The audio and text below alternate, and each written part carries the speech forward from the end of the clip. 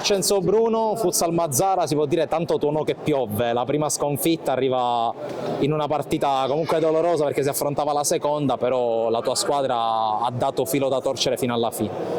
Sì, vabbè, ma io queste partite, come anche quelle di Soverato, non le conto come partite di calcio a 5 perché sono delle partite da ping pong, quindi dico sempre che bisogna aspettare il fischio finale e vedere quanti gol si sono fatti, perché noi 10 gol li abbiamo presi in 9 partite e oggi li abbiamo presi in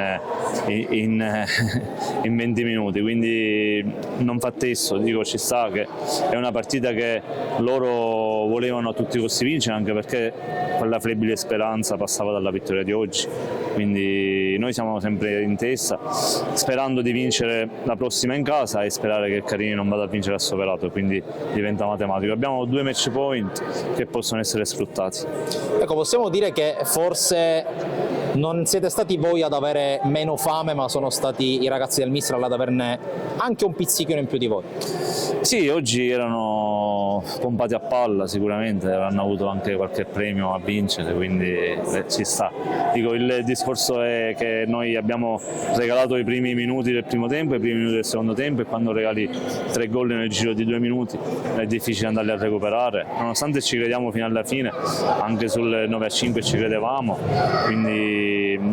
ci sta. Il campo è talmente piccolo che non mi va nemmeno di parlare di tattica, non mi va di parlare di niente, perché non si può gestire una partita, anche il quinto non è una situazione tattica che puoi fare bene in un campo del genere, e noi ci abbiamo lavorato tanto, ci lavoriamo tanto e abbiamo fatto tanti punti col quinto, quindi ci sta una sconfitta in un campionato, questa è tra l'altro la seconda in 2 anni nello stesso campo, e ripeto, noi siamo ancora sulla carta favoriti, siamo artefici del nostro destino, quindi dipende ancora da noi.